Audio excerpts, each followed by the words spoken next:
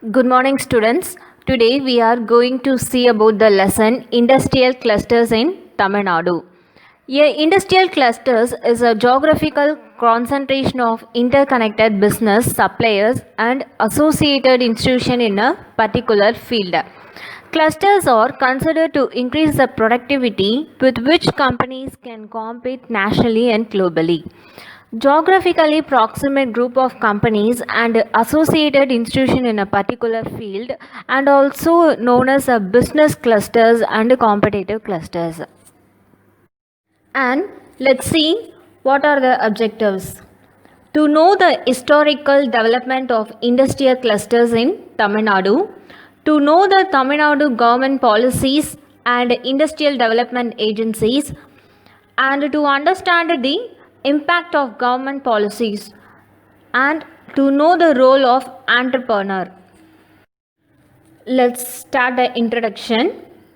Generally, any human activity which is engaged in the conversion of raw materials into readily usable materials is called an industry. Industrialization refers to the process of using modern techniques of production to produce goods that are required by both consumers and other producers on a large scale. So, in this chapter, we will learn the nature of industrialization of Tamil Nadu, importance of industrial clusters, and how industrial clusters have developed in Tamil Nadu, and the role of government initiative in promoting industries. And now we see what are the importance of industrialization. Industrialization generates employment opportunities, provides educational opportunities, encourage advancement and innovations, and better utilize resources. All of these benefits and more make industrial development extremely valuable to a population and to the local economy. So, industrial developments has played a very important role in the improving the economic condition of various countries like America and Japan. Every country also wants to remove the poverty by improving the industrial sectors. So, to understand the importance of industries, we need to understand why the share of agriculture in an economy incomes and employment decreases with development. First one is demand for food remains constant with regard to income, and the food that is consumed is subject to more transformation, and there are limit to the ability of agriculture to absorb labor due to declining marginal productivity of the land. So, industrial development has played very important role in the improving the economic condition of various countries. This also required that food produce have to preserved, and also the price that farmer get tend to much less compared to the prices at which the consumer buy. So the wages too cannot therefore increase, and as result poverty levels may remain high, especially when more and more people continue to rely on agriculture for their livelihood. And due to all these factors, there is a need for any economic production and employment. And let's see what benefits does industrialization brings to an economy. It is essential to produce inputs to other producer is an economy. Even agriculture requires input from industries such as fertilizers and tractors to increase productivity. And second one is a market exists for both producer and consumer goods. Even services like banking, transport, and trade are dependent on production of industrial goods. Industrialization has been instrument in the economic development of the world. The process has improved productivity and allowed for mass production, which has been increased for standard of living. And the third one is using modern methods of production. Industries contribute to better productivity and hence lower cost of production of all good produced. It is therefore helps people to buy goods at a cheaper prices and help create a demand for more products. And another one is industrialization helps to observe the labor force coming out of agriculture. And advantage of industrialization is therefore technological changes. Through use of modern techniques, industrialization contributes to learning of such methods and their improvements. So the result is labor productivity, that is the output per unit of labor input also increases, which can help worker earn higher wages also. And the last one is expanding income lead to more demand for goods and services. For example, the agriculture development is industrialization provides the machinery like tractor and the modern inputs to the agriculture sector. It improve the economic condition of the farmer. And the second one is a market exists for both produce and consumer goods. That is, industry will increase the demand for various goods, so the market various goods will expand. And advantages of industry. Advantages of industry is that technological changes. The growth of industries has resulted in a large scale of production of goods which were available to consumer at much cheaper rates. Industrialization creates a new job opportunity, leading to the removal of poverty to a great extent. And our last one is expanding income lead to more demand for goods and services. That is, industries will increase the demand of various goods, so the market of various goods will expand. With the expansion of industries, the collection of taxes like excise duties and income tax also increases. Let's see what are the types of industries. First one is user and type of input used, ownership and size. User means if the output is consumed by the final consumer, it is called consumer goods sector. If the output is consumed by another producer, it is called a capital goods sector. There are industries that produce raw materials for other industries such as cement and steel. Such industries are called basic goods industries. And the second one is type of input used. Industries are also classified based on kinds of raw material used such as agro processing, textile sector, rubber products, leather goods, etc. And the third one is ownership. Firms may be privately owned, publicly owned, jointly owned by the private and public sector, joint sector or cooperatively owned. And the last one is size. Firms may be large, small or medium based on their volume of output, sale or employment or on the basis of amount of investment made. There are also micro or tiny enterprises. They are smaller than even small firms. The small sector is seen as important for two reasons.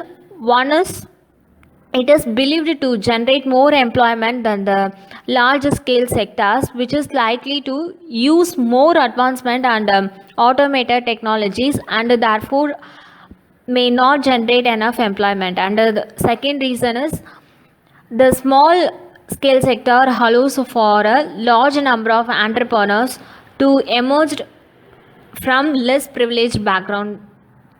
And based on experience of industrialization in different parts of the world, it is believed that when small firms specializing in one sector or geographically concentrated in specific location and linked to one another through production and learning, they tend to be equally, if not more efficient than large scale enterprises. Some of the main advantages of industrial development is income and employment, increase in GNP, rise in standard of living, and increase in government revenue, and also increase in social welfare. And these are the main advantages of industrial development. And now we see the topic is industrial clusters. Industrial clusters are group of firms in a defined geographic area that share common market technologies and skill requirements. Industrial district means an area where a concentration of firms has settled down, but it is not simply localized industries. And localized industries is an industry concentrated in certain localities. A localized industries is an industry concentrated in certain localities. The reason for a geographical concentration of firm may be various. So the advantages of industrial clusters or district was first observed by the famous economist Alfred Marshall in the 1920 when he tried to understand the working of clusters of small firm in the metal working and textile region in England. While the notion of an industrial district was developed by Marshall, it is only after the success of small firm in Italy in the 1980s that has become popular. Policymakers in developing countries like India began to promote them actively as they realized that there are several such small firm clusters in country. So some of the following are the chief characteristics of successful clusters. Let's see what are they. Geographical proximity of small and medium enterprises.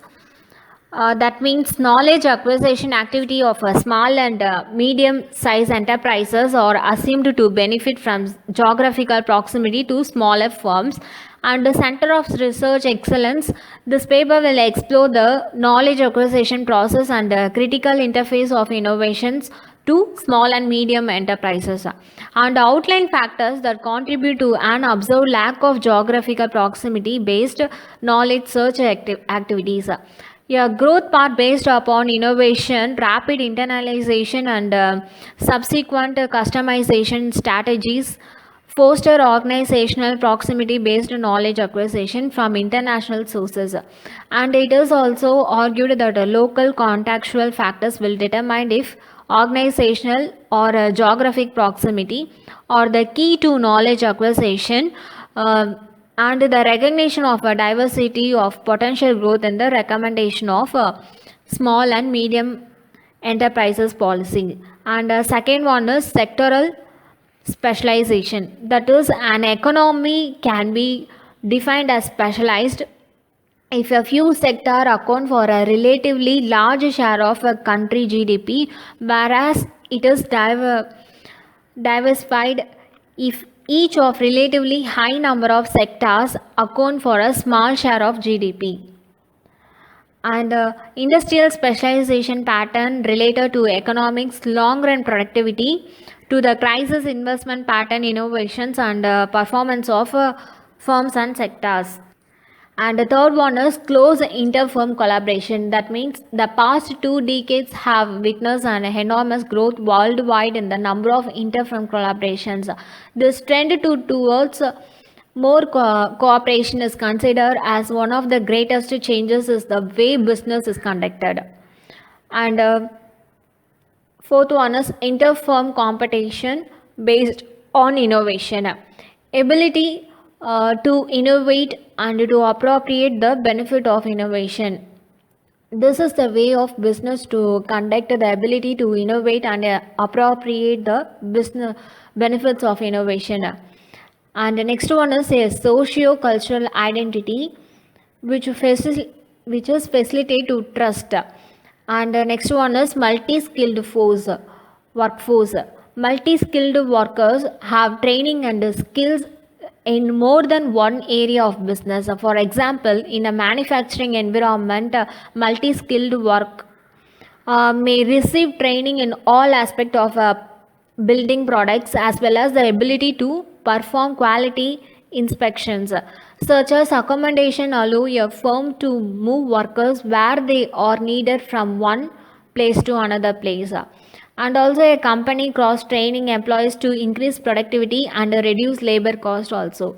The most important to have a workforce labor is flexibility. A company with multi-skilled employees have a flexible workforce which provides the employer with the ability to schedule and arrange work to best suit the needs of a business.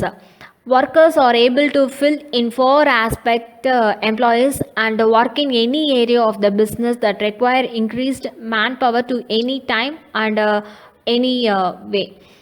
This allows the business owner to maintain production levels under many circumstances they could otherwise leave workers idle or profit left on the table. And next one is decrease labor cost. It is most important. A business with a multi-worked labor force can operate with a reduced number of employees necessary to conduct business. Workers who are skilled in only one area of the business may sit idle with waiting for work to become available. A multi-skilled workforce move with a workload instead of waiting for the work to come to them. And this is a few ideal work hours which reduce the cost of the business owners. And the next one is efficiency in planning, employee satisfaction also. And the next one is active self help organization. That means an active of an economic and social commission for Asia and specific projects with the purpose of promoting and supporting the self-help movement of people with disability in Asia and the Pacific. And some of the guidelines on establishing and strengthening self-help organization of disabled person as well as case study of such organization as presented. And the last one is supportive regional and municipal governments. Firms are therefore expected to collaborate and compete with one another at the same time. By collaborating, they can expand their capacity and also learn from one another. Through competition, they are forced to become more efficient. And we see historical development of industrialization in Tamil Nadu. Let's see historical development of industrialization in Tamil Nadu. Industrialization is defined as the application of non-human energy and the factory system to the production of goods. The impact of modern colonial policies was mixed, mainly positive to 1914 and mainly negative thereafter. First one is industrialization in the colonial period. There are two set of factors that have contributed to the process. The introduction of cotton cultivation in western and southern Tamil Nadu by the colonial government lead to the emergence of a large-scale textile sector in these parts. So the increasing in trade during this period lead to industrial development, and around two of the most active ports in the region in Chennai, and a major center of fireworks production and printing, and also post related activity to contribute to the growth of the region. And leather production was also taking place in Dindigul, Velur and Ambur areas. In the western Tamil Nadu, the emergence of textile industries also lead to demand and starting of textile machinery industry in the region, and also to raise a number of small workshop for a repair and produce of machineries components. And another major development of western region is introduction of electricity from hydroelectric power in 1930s. So the availability of electricity allowed for use of oil engines and drawing ground water. This led to the both expansion of agriculture as well as increase in demand for oil engines. And the next one is the post-independence to early 1990s. Let's see, several large enterprises were set up by both the central and state government in different segments. The Integral Coach Factory in Chennai to make railway coaches in the Bharat Heavy Electrical Limited in Tiruchirappalli manufactured to boilers, and to lead the emergence of an industrial clusters of several small firms catering to its input requirements. And a heavy vehicles factory was set up to manufacture tanks in Avadi on outskirts of Chennai. And weaving clusters is the Coimbatore region as well as the expansion of cotton knitwear clusters in Tirupur and home furnishing clusters in Karur. This period also saw more encouragement of a small and medium sector with setting up of industrial estate by the state government in the different parts. And the next one is industrialization in Tamil Nadu. The final phase of industrialization is the post-reform period since the early 1990s. The reforms made the state governments more responsible for resource mobilization and they were forced to compete with each other to attract private investment for industrialization. So the important industrialization is the state that evolved over much longer period include sugar, fertilizer, cement, agriculture implements, iron and steel, chemicals, transformers and papers. Because of all of these factors, Tamil Nadu at present have the large number of factories among all the states in India and also have the large share of workforce employed in manufacturing. Importantly, it is more labor intensive compared to other industrially advanced states like Maharashtra and Gujarat. So the major industrial are automobiles, auto components, light and heavy engineering, machineries, cotton, textiles, rubber, food products, transport equipments, chemicals, and leather goods. And unlike other states, the industry is spread across all regions of these states. The state has well-developed network of road, rail, air, and major ports. Let's see the topic is major industrial clusters and their specialization in Tamil Nadu. First one is automotive clusters. Tamil Nadu is one of the India's leading manufacturing states and is home to one of the top auto clusters in nation. Chennai is the nicknamed the Detroit of Asia due to the presence of major automobile manufacturing units and allied industries around the city. The four-wheeler vehicles in Chennai is the base of 30% of India automobile industry and 35% of automobile components industry.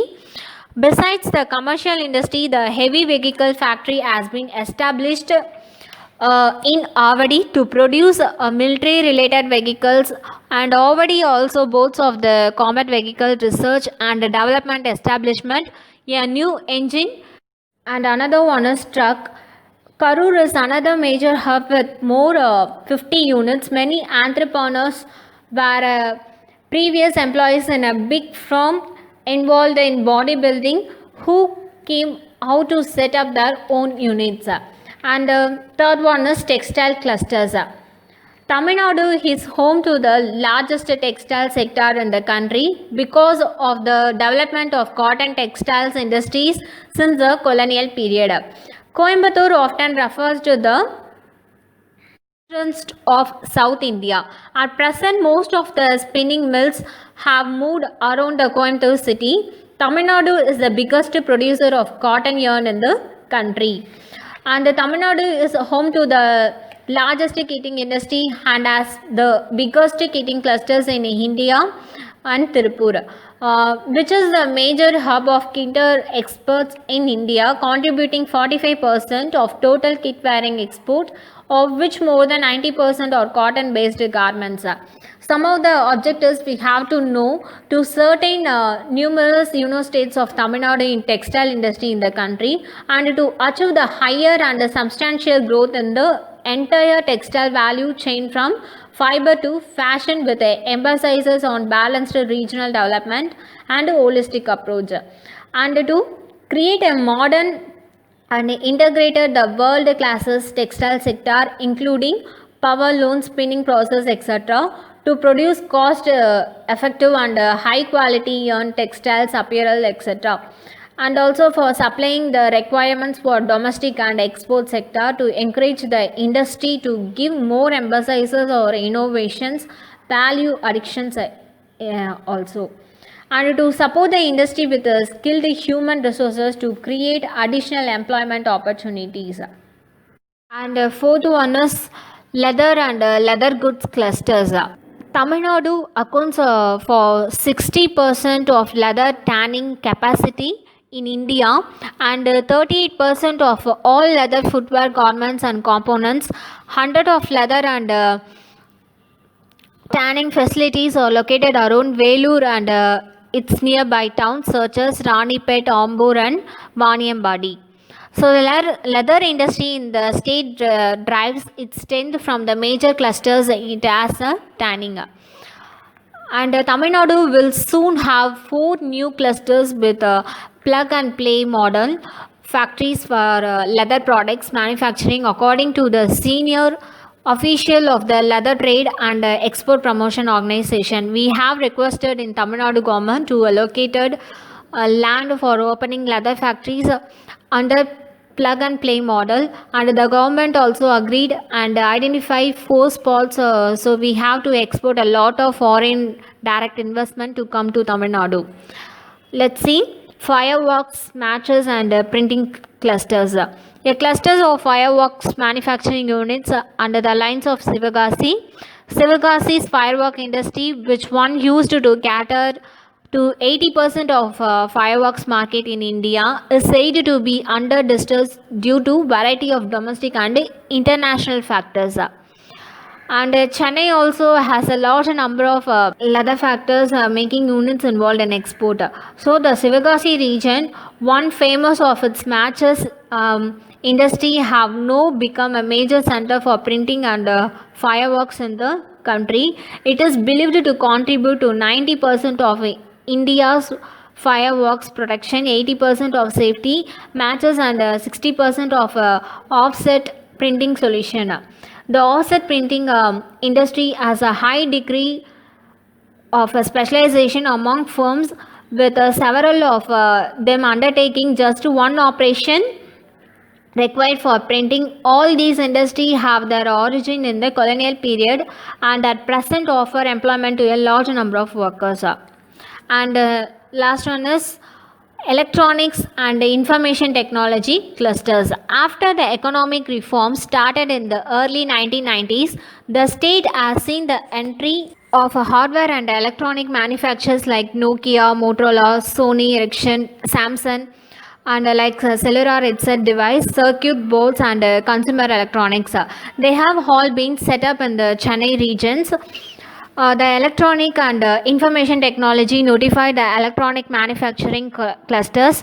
For Project 10, Greenfield electronic manufacturing clusters assistance and provided to the extent of 50% of project cost subject to a selling rupees.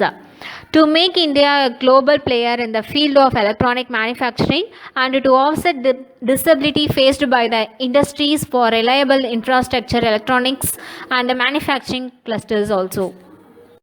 And let's see, the topic is the policy factor that helped in the industrialization process in Tamil Nadu. That is, for initiating industrial development in the private sector, encouragement was given by the provisions of loans, financial and technical aids, facilities for importing plants and machineries, collaboration with foreign firms. Public sector industries was established by both central and state governments. So some of the policies can be divided into 3 aspects. Let's see what are they. Education. Education means industries require skilled human resources. Apart from a lot of attentions to primary education to promote literacy and basic arithmetic skills, the state is known as for its vast supply of technical human resources. It is home to one of the largest number of engineering colleges, polytechnics and industrial training centers in the country.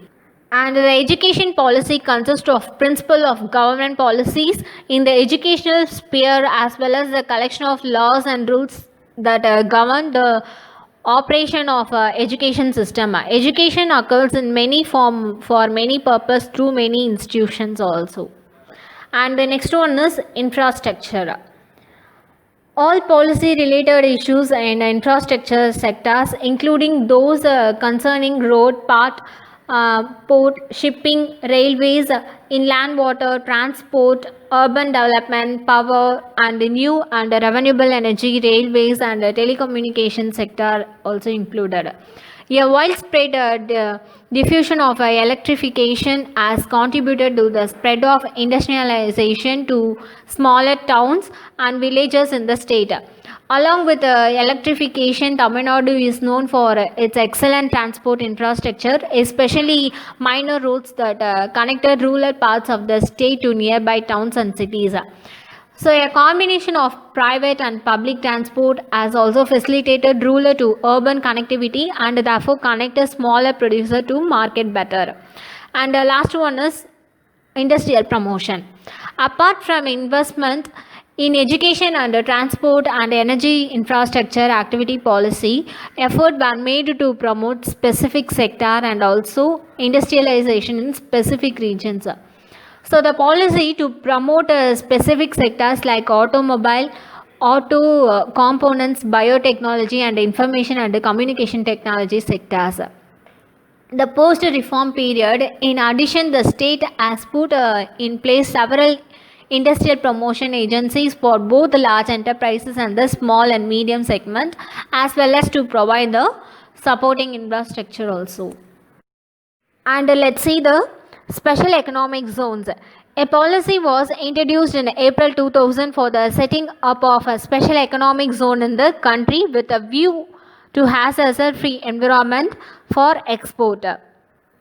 According, the government has converted export processing zones located at following places: Nonganeri CIS, multi-product CIS, Tirunelveli; Ennur CIS, thermal power project Vayalur; Coimbatore CIS, IT Park; Hosur CIS, auto engineering, electronics, defense and aerospace; Perambalur CIS, multi-product CIS; Auto City CIS, automobile, auto components, Tiruvallur; India Singapore CIS, IT, ITES, electronic hardware, logistic and warehouse, Tiruvallur district.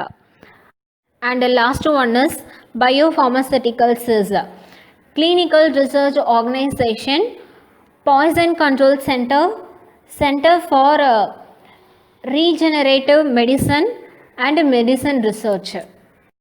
And let's see some of the following agencies that have played a key role in industrialization in the state. First one is State Industries Promotion Corporation of Tamil Nadu. The functions of State Industry Promotion Corporation of Tamil Nadu or development of industrial complex, parks, industrial estates in growth centers with basic infrastructure facilities, establishing sector specific special economic zones, implementation of a special infrastructure project. It was formed in the year 1971 to promote industrial growth in the state by setting up industrial estates. And the second one is Tamil Nadu Small Industries Development Corporation. An understanding of government of Tamil Nadu, it functioned with the specific objectives of playing catalyst role in the promotion and the development of a small scale industry and hastening the industrial dispersal throughout Tamil Nadu. Is a state agency for the state of Tamil Nadu established in the year 1970 to promote small scale industry in the state. It gives subsidy and provide technical assistance for new firms in the small scale sectors. And the third one is Tamil Nadu Industrial Development Corporation. Is another government agency to promote industries in the state and to establish industrial sectors. Is a governmental agency in the state of Tamil Nadu. It is responsible for the development of industry in the state by formulating policy that help industry growth and by the establishing industrial estate. And another one is TIIC, that is Tamil Nadu Industrial Investment Corporation Limited. It intended to provide low-cost financial support for both setting up new units and also for expansion of existing units. That is, Tamil Nadu Industrial Investment Corporation provides small business loans, entrepreneur loans for business through various schemes in Tamil Nadu. And last one is Tamil Nadu Small Industries Corporation. It is supposed to be the first industrial corporation operating in the domain for small enterprises. Tamil Nadu Small Industry Corporation is a state government undertaking of Government of Tamil Nadu located in the India state of Tamil Nadu. And let's see what are the issues with the industrialization. Tamil Nadu has emerged as a relatively high industrialization state with the country. The state faces a few issues in sustaining the process. So some clusters, especially chemicals, textiles and leather clusters, tend to generate a lot of polluting effluents that affect health, and the industrialization contribute to negative environmental externalities such as pollution, increased greenhouse gas emission and global warming. So the separation of capital and labor create a disparity in income between laborers and those who central capital resources. And the second one is employment generate potential as decline because of use of technology, because the need to compete globally. Quality of employment also has suffered in recent years as most workers are employed only in temporarily. And now we see the topic is entrepreneur. Entrepreneur is an innovator of new ideas and business process. He possesses management skill, strong team building ability and essential leadership quality to manage a business. So the entrepreneur is a person who make money by starting or running business, and especially when this involve taking financial risk. And another one is entrepreneurship. Entrepreneurship is a process of action of an entrepreneur who undertake to establish his enterprises, and it is the ability to create and build something up. So the entrepreneurship, the activity of setting up a business or businesses, taking on a financial risk in the hope of profit. And let's see what are the role of an entrepreneur. Entrepreneur plays the most important role in the economic growth and development of the country economy. They promote development of industries and help to remove regional disparities by industrializing rural and backward areas. And another one is they help the country to increase the GDP and per capita income. They promote capital formation by mobilizing the idle saving of the citizen and country's export trade. And the fourth one is entrepreneurs provide large scale employment to artisans, technically qualified person and professionals, and try to maximize profit by innovation. And the last one is they enable the people to avail better quality goods at a lower price, which result is the improvement of their standard of living. So the entrepreneur occupy a central position in a market economy for its entrepreneur who serve as a spark plug in the economic engine activity and stimulating all economic activities also. The economic success of a nation worldwide is the result of encouraging and rewarding the entrepreneurial instinct. Okay, thank you students. In this lesson, we have to learn what is industrial clusters and what are the industrial development agencies in Tamil Nadu, and what is meant by entrepreneur and what is entrepreneurship, and also learn about what are the roles of an entrepreneur. And we have to learn about some policy factors that helped in industrialization process in Tamil Nadu, and we have to learn about some major industrial clusters and their specialization in Tamil Nadu, and also we know about historical development of industrialization in Tamil Nadu. Thank you.